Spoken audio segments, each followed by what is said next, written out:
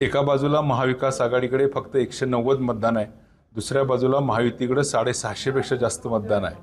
आणि एवढं मतदान असताना सुद्धा जर त्यांना आपले मतदार घेऊन अज्ञातस्थळी जावं लागत असेल, पळवून न्यावे लागत असतील, तर त्यांचा मतदारांवर अजिबात विश्वास नाही आणि ते घाबरलेले आहेत असं दिसतंय आणि पराभवाच्या छायेत आहेत असं दिसतंय. ये डर है और ये डर हमें अच्छा लगा. राष्ट्रवादी असेल, शिवसेना असेल, आता खरं तर महायुतीच्या उमेदवाराला पाठिंबा दिलाय.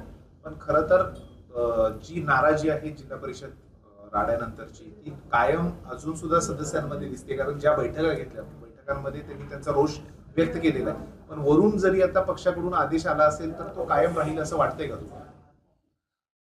वरून जरी पक्षाकडून आदेश आला असला तरी सुद्धा मतदार ते कितपत ऐकतील याविषयी नक्कीच संभ्रमावस्था आहे. म्हणूनच ते मतदारांना उचलून नेण्याचा प्रयत्न करतात, त्यांच्यावर दबाव तंत्र करण्याचा प्रयत्न करतात. त्यांना हे सांगतात की तुम्ही दिलेलं मत आम्हाला कळतं.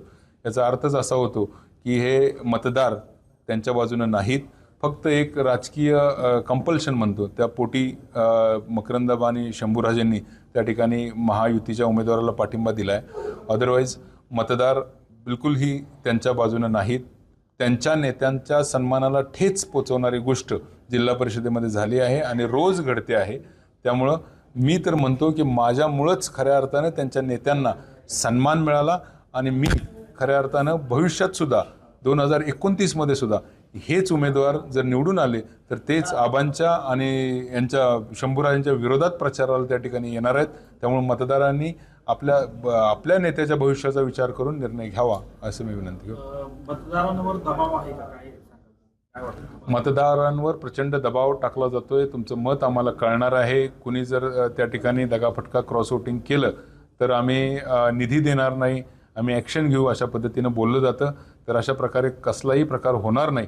या ठिकाणी मत दिलेलं कळत नसतं, हे गुप्त मतदान आहे. त्यामुळं सर्व मतदारांनी निर्भयपणे मतदान करावं असं मी आवाहन करतो. युतीच्या धर्म पाळत दोन्ही शिवसेना आणि राष्ट्रवादीच्या मंत्र्यांनी या ठिकाणी आबांनी आणि शंभूराजांनी भाजपच्या उमेदवाराला जो काल पाठिंबा दर्शवला त्याविषयी मला मतदारांना एकच सांगू इच्छितो मी मतदारांना की या सर्वांना जर विचारलं किंवा डोळे झाकून तुम्ही जर आशीर्वाद कोणत्या उमेदवाराला द्याल असं विचारलं तर ते खरंच त्या दोघांचाही आणि दोन्ही छत्रपतींचा आशीर्वाद माझ्या पाठीशी आहे एवढंच मी तुम्हाला सांगतो.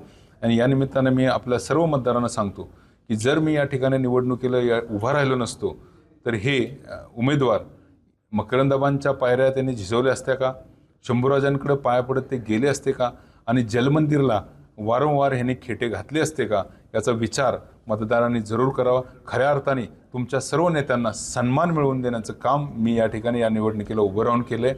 आणि सर्व मतदार बंधूंनी ही एकच वेळ आहे ज्यावेळी खऱ्या अर्थाने या ठिकाणी भाजपला आणि त्यांच्या जे मंत्री आहेत आमच्या मान तालुक्यातले ज्यांनी या ठिकाणी उमेदवार उभा केला आहे त्यांना धडा शिकवण्याची ही वेळ आलेली आहे.